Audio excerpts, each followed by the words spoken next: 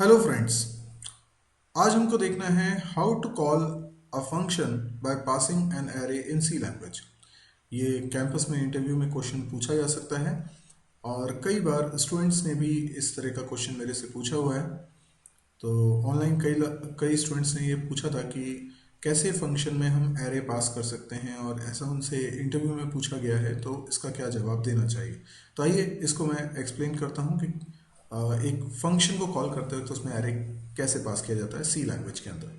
तो सबसे पहले मैं एक छोटा सा प्रोग्राम बनाता हूँ जिसमें मैं मेन फंक्शन बनाऊंगा। ये मैंने लिखा मेन, और मेन फंक्शन के अंदर मैंने कोई एरे बनाया हुआ है, for example A10। Okay,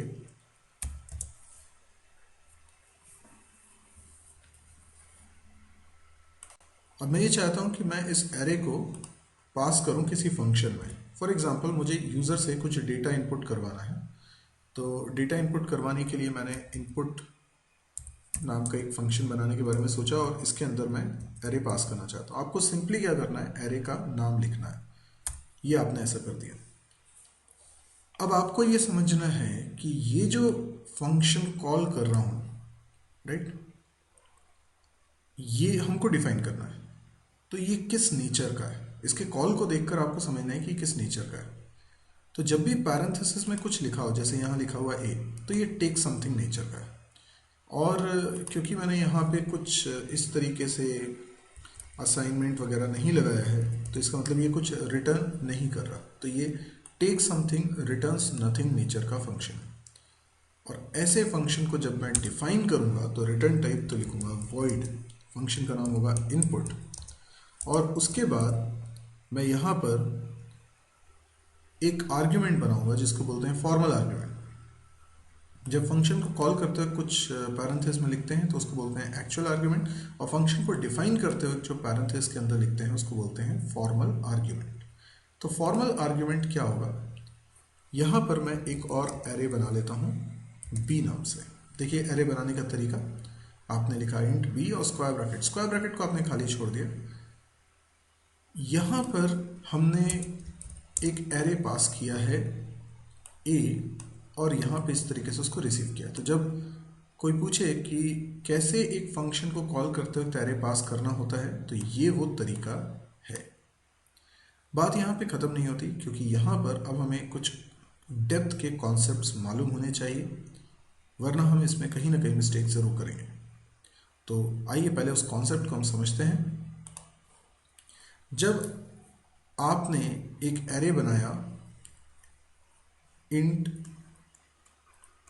A10, इससे क्या हुआ, इससे एक सीक्वेंस में, मेमोरी के अंदर एक सीक्वेंस में लगातार में 10 मेमोरी ब्लॉक्स बन गए इस तरीके से।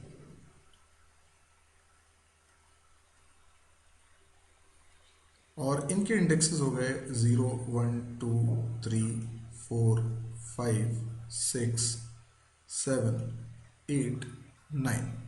अच्छा, आई होप आपको ये मालूम होगा कि एड्रेस क्या होते हैं। यस, अगर नहीं मालूम है तो थोड़ा सा मैं इसका ब्रीफ आपको दे देता हूँ। जब भी आप प्रोग्राम रन करते हैं तो आपके प्रोग्राम को कुछ मेमोरी मिलती है। ये जो मेमोरी आपके प्रोग्राम को मिली है रन होने के लिए, ये इस बात पे निर्भर नहीं करती कि आपका प्रोग्राम छोटा है या बड़ा, बल्कि हर प्रोग्राम को इक्वल अमाउंट ऑफ मेमोरी मिलती है। ये बात और है कि आपका प्रोग्राम छोटा है, उसमें सारी मेमोरी यूज़ नहीं होगी, लेकिन आपके प्रोग्राम को रन होने के लिए एक निश्चित अमाउंट की मेमोरी मिलती है। ये जो प्रोग्राम का मेमोरी एरिया है, मान लीजिए ये n बाइट्स का है। अगर ये n बाइट्स का है तो इसके अंदर 1 1 करके n बाइट्स होंगे। 1 बाइट मतलब 8 बिट्स। अब ये जो n बाइट्स हैं, इनकी अगर हम काउंटिंग करें तो काउंटिंग हम 0 से स्टार्ट करते हैं सी लैंग्वेज में, 0 1 2 3। तो आप बता सकते हैं कि अगर नीचे से ऊपर की तरफ मैं काउंटिंग करता जा रहा हूँ तो आखिरी में जो बाइट मिलेगी उसका नंबर क्या होगा, n-1, क्योंकि हम 0 से काउंटिंग स्टार्ट कर रहे हैं। जब भी हम कोई वेरिएबल बनाते हैं तो उस वेरिएबल को मेमोरी इसी के अंदर कहीं पर मिलती है। तो ये जो एरे हमने बनाया है इसको भी मेमोरी इसी के अंदर कहीं मिलेगी। ओके, लेकिन जैसे हम 32 बिट कंपाइलर पे काम कर रहे हैं या 64 बिट कंपाइलर पे काम कर रहे हैं, तो एक int variable 4 bytes memory consume करता है और ये एक बाइट को हमने एक नंबर दिया हुआ है। ये जो प्रोग्राम की मेमोरी के अंदर हर एक बाइट को मैंने काउंटिंग करते हुए सीक्वेंस नंबर दिया हुआ है, यही नंबर एड्रेस कहलाता है। तो हो सकता है कि आपने अपने प्रोग्राम में कोई वेरिएबल बनाया हो, जैसे मैंने वेरिएबल बनाया इंट x, तो क्या होगा कि x नाम का वेरिएबल कहीं बनेगा और उसका कुछ ना कुछ तो एड्रेस होगा, कुछ ना कुछ तो सीक्वेंस नंबर होगा ना उस बाइट का। लेकिन ये समझने वाली बात है कि वो 4 बाइट का ब्लॉक है क्योंकि वो इंट टाइप का है, तो उसमें 4 बाइट है। तो अगर उसका पहले ब्लॉक का एड्रेस है 3000, तो उसकी पहली बाइट का एड्रेस है 3000, दूसरी बाइट का 3001, फिर 3002, 3003, 3000, तो 3003 तक, है ना, 4 बाइट क्योंकि एक ही वेरिएबल में। अब इसी प्रकार से जब आपने इंट टाइप का एरे बनाया हुआ है तो एक इंट ब्लॉक, जैसे कि ये A0, ये एक इंट ब्लॉक 4 बाइट का होगा। तो अगर मैं कहता हूँ कि इसका एड्रेस 1000 है, तो मैं कह रहा हूँ इसका बेस एड्रेस 1000। ये A0 जो है ना, इसमें 4 बाइट्स हैं। A0 अकेला 4 बाइट्स हैं इसके अंदर, ये A0 है और इसके पहली बाइट का एड्रेस 1000 है, तो फिर अगले का 1001, 1002, 1003। तो फिर इस वाले वेरिएबल का एड्रेस क्या होगा? इस वाले वेरिएबल का बेस एड्रेस होगा 1004। बेस एड्रेस मालूम है ना क्या होता है? वेरिएबल की पहली बाइट का एड्रेस बेस एड्रेस होता है। तो जैसे A0 की पहली बाइट का एड्रेस 1000 है, तो A1 की पहली बाइट का एड्रेस है 1004। इसी प्रकार से A2 की पहली बाइट का एड्रेस हो जाएगा 1008। A3 की पहली बाइट का एड्रेस हो जाएगा 1012, 1016। A5 का हो जाएगा 1020, A6 का हो जाएगा 1024, A7 का हो जाएगा 1028, A8 का हो जाएगा 1032 और A9 का एड्रेस हो जाएगा 1036। तो इस प्रकार से हर एक वेरिएबल का एक एक बेस एड्रेस यहाँ पर है। जब आप एरे का नाम भर लिखते हैं, केवल नाम, कोई स्क्वायर ब्रैकेट नहीं लगाया, तो आप उसके पहले ब्लॉक के एड्रेस को रिप्रेजेंट करते हैं। ध्यान रहे ए क्या है, ठीक है? ए है एक कांस्टेंट। कांस्टेंट, ए कोई वेरिएबल नहीं है, कांस्टेंट। ए बेस एड्रेस को दिया गया एक नाम है। ए कोई मेमोरी लोकेशन का नाम नहीं है। ए इस एरे के पहले बाइट के एड्रेस को एक नाम दे दिया है ए, तो 1000 और ए एक ही बात है, ठीक है? तो जब आपने इनपुट फंक्शन को कॉल किया तो आपने उसके अंदर ए लिखा, इसका मतलब आपने 1000 लिखा, तो आपने 1000 पास किया। तो जब आपने दूसरे एंड पे एक बी नाम का एरे बनाया है, तो एरे बनाने का मतलब, एरे का जो नाम आप रखते हैं वो उसके उस एरे के बेस एड्रेस का नाम होता है। तो बी क्या हो गया? बी भी नाम हो गया किसका? 1000 का, क्योंकि आपने 1000 पास किया ना। तो यहां जो एरे बन रहा है बी, ये एसोसिएट हो जाता है 1000 से।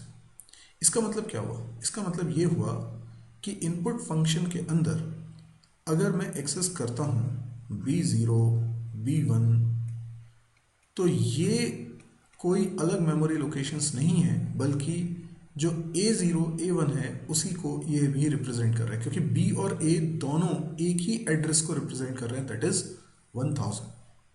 तो कई लोगों को ऐसी गलतफहमी हो सकती है कि वो कहें कि हमने इनपुट फंक्शन में एक नया एरे बना लिया है B नाम का, और A एरे अलग है और B एरे अलग है, पर ऐसा नहीं है। B नाम का कोई नया एरे नहीं बना है, बल्कि A एरे का जो बेस एड्रेस था उसी को हमने एक नया नाम दिया। यानी मेन फंक्शन के अंदर इस बेस एड्रेस को 1000 को हम A नाम से पहचानते हैं, और इनपुट फंक्शन के अंदर हम उसे B नाम से पहचानते हैं। बस यही फ़र्क है और कोई फ़र्क नहीं है। ये बात हो सकता है कई लोगों के लिए नई हो, इसलिए ये इंपॉर्टेंट बात थी। इसका मतलब ये है कि अगर मैं यूज़र से कुछ वैल्यूज़ इनपुट कराऊँ, जैसे मैंने यहाँ पर मैसेज देना चाहता हूँ, बेसिकली एंटर 10 नंबर्स, ठीक है? तो जो नंबर यूज़र एंटर करेगा, मैं लूप चला लेता हूँ, आई की वैल्यू 0 से लेकर लेस देन इक्वल टू 9 तक, मतलब टोटल 10 बार चल रहा है, ये 0 से 9 है इसलिए। और इसके अंदर स्कैनफ लिख देता हूँ, स्कैनफ में लिख देता हूँ %d, और पहली वैल्यू किस में जानी चाहिए, B0 में, फिर B1 में, फिर B2 में, तो BI लिख देता हूँ, एड्रेस ऑफ BI। तो लोगों को गलतफहमी ये होती है कि वो एक अलग एरे, B नाम का एक एरे है, उसके अंदर वैल्यूज़ रख रहे हैं, और A नाम का जो एरे था वो अलग है। तो ये A एरे में डेटा नहीं गया है, ये तो B एरे में डेटा गया, पर ऐसा नहीं है, ये डेटा A एरे में ही चला गया है। अगर हम इसका सबूत चाहते हैं तो यहाँ पर मैं वैल्यूज़ आपको प्रिंट करा के भी बताया था। जैसे मैं यहाँ पर एक वेरिएबल और बना देता हूँ i, और i की वैल्यू 0 से लेके i less than equal to 9, i plus plus, इसको कॉल कर लेता हूँ और प्रिंट एफ फंक्शन को कॉल करता हूँ। यहाँ पर मैं प्रिंट कराता जाता हूँ एक एक वैल्यू, थोड़ी सी स्पेस देने के बाद %d, और यहाँ पे लिख देता हूँ ai। आप देखें मैंने इनपुट जो कराया वो B एरे में रखा है, जबकि जो मैं आउटपुट करा रहा हूँ वो A एरे की वैल्यूज़ को करा रहा हूँ। तो यदि हमारा कॉन्सेप्ट सही है कि A और B एक्चुअल में एक ही एरे है, तो फिर ये वही वैल्यू प्रिंट करेगा जो हमने यहाँ पर इनपुट करी होगी। तो पहले तो हम वैल्यूज़ इनपुट करेंगे क्योंकि इनपुट फंक्शन चलेगा, उसके बाद ये वैल्यूज़ शो होगी। और अगर ये वैल्यूज़ अलग अलग आती हैं तो जिन लोगों का मिसकंसेप्ट था वो सही है। चलिए देखते हैं, रन करके देखते हैं क्या आउटपुट आता है इसका। तो ये मैंने इसको रन किया, देखें सबसे पहले आ रहा है एंटर 10 नंबर्स। तो यानी ये इनपुट फंक्शन में जो एंटर 10 नंबर्स लिखा हुआ है ये चल रहा है। अब 10 नंबर मैं एंटर कर रहा हूँ, मैं सिंपली नंबर्स बहुत सिंपल एंटर करता हूँ। जैसे मैंने एंटर किया 10, 20, 30, 40, 50, 60, 70, 80, 90 और ये 100। आप देख सकते हैं ये वही नंबर्स को प्रिंट कर रहा है जो कि हमने इनपुट किए थे। यानी B नाम का कोई नया एरे नहीं था, बल्कि ये वही एरे है जिसका नाम A है। बस अंतर यह है कि मेन फंक्शन में हम इसको A नाम से एक्सेस करेंगे और इनपुट फंक्शन में हम उसे B नाम से एक्सेस करेंगे। इसके अलावा कोई फ़र्क इसमें नहीं है। यदि आपको ये वीडियो पसंद आया है तो आप इसको लाइक कर सकते हैं। यदि आप इस तरह के और वीडियोस देखने में इंटरेस्टेड है तो आप इस चैनल को ज़रूर सब्सक्राइब करें। मेरे कई सारे वीडियोस अलग अलग यूट्यूब चैनल्स पर रखे हुए हैं। अगर आपको ढूंढने में दिक्कत जाती है क्योंकि वो अलग अलग यूट्यूब चैनल्स पे हैं, तो आप मेरी वेबसाइट को विजिट करें www.mysirji.com। URL आपकी स्क्रीन पे लिखा हुआ है। ये वेबसाइट पे आपको सारे वीडियोस के लिंक मिल जाएंगे, चाहे वो किसी भी यूट्यूब चैनल पर रखे हों, और बहुत ही ऑर्गेनाइज मैनर में मिल जाएंगे। आप इसमें कोर्स सेलेक्ट करें और जिस कोर्स को आप सेलेक्ट करेंगे, C++, जावा, PHP, MySQL, data structure, DBMS, उस कोर्स के सारे वीडियोस की लिस्ट आपके सामने आ जाएगी एक सीक्वेंस में, उसी सीक्वेंस में जिस सीक्वेंस में आपको उसे देखना चाहिए। आप एक एक वीडियो को देखकर वो पूरा कोर्स कंप्लीट कर सकते हैं। साथ ही आपको किसी भी लैंग्वेज में अगर प्रोग्रामिंग स्किल को डेवलप करनी है तो आप प्रोग्रामिंग एग्जाम्पल सेलेक्ट करें, और जो भी आप प्रोग्रामिंग लैंग्वेज सेलेक्ट करते हैं उसके सारे प्रोग्राम्स आपके सामने आएंगे। आप जिसका भी सोल्यूशन देखना चाहते हैं उसका सोल्यूशन आप वहाँ देख सकते हैं। वीडियो सोल्यूशन है तो केवल सोल्यूशन नहीं मिलेगा, बल्कि सोल्यूशन कैसे बनाना चाहिए ये अप्रोच भी उसमें सिखाई जाएगी। कैंपस प्रिपरेशन से रिलेटेड भी काफ़ी सारा कंटेंट आपको इस वेबसाइट पर मिलेगा, ताकि आप अपने कैंपस की प्रिपरेशन कर सकें। इसमें वीडियो कंटेंट भी है, ऑब्जेक्टिव क्वेश्चन भी है, इंटरव्यू क्वेश्चंस भी है। डेली इस साइट पे एक नया वीडियो पब्लिश किया जाता है। इसके अलावा ये सारे के सारे वीडियोस हिंदी में हैं और फ्री ऑफ कॉस्ट हैं। तो बहुत सारे लोग हैं जिनको इस तरह के वीडियोस की बहुत ज़रूरत है। वो लोग जिन लोगों को इंग्लिश में चीज़ों को समझने में थोड़ी दिक्कत जाती है, या फाइनेंशियल कंडीशन अच्छी नहीं होने की वजह से वो कोचिंग्स नहीं ज्वाइन कर पाते हैं, या वो जिस सिटी में रहते हैं वहाँ पे ज़्यादा उनको रिसोर्सेज अवेलेबल नहीं है, या जिस कॉलेज में पढ़ते हैं वहाँ ठीक से पढ़ाई नहीं हो पाती है, तो ऐसे सभी लोग हो सकता है कैपेबल हों, लेकिन उनको सही अपॉर्चुनिटी नहीं मिल पा रही है, सही तरीके से रिसोर्सेज नहीं मिल पा रहे हैं, तो वो अपना नॉलेज नहीं बढ़ा पा रहे हैं, और शायद वो कहीं ना कहीं ये डिप्रेशन में भी हैं, डिसअपॉइंटेड भी हैं कि उन्हें चीज़ें समझ में नहीं आ रही हैं, शायद वो काबिल हैं या नहीं है, उनको अपनी काबिलियत पे शक होता है। तो ये वीडियोस कहीं ना कहीं हो सकता है उन लोगों का लिए एक सॉल्यूशन हो, और उनके अंदर एक कॉन्फिडेंस आए कि वो प्रोग्रामिंग कर सकते हैं, और इसी उद्देश्य से इन वीडियोस को मैं बना रहा हूँ।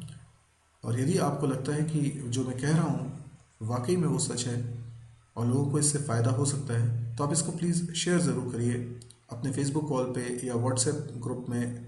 आप इसको जितने ज़्यादा से ज़्यादा लोगों को शेयर करेंगे तो कोई ना कोई ऐसा ज़रूर मिलेगा जिसको इसकी बहुत ज़रूरत है। Thank you.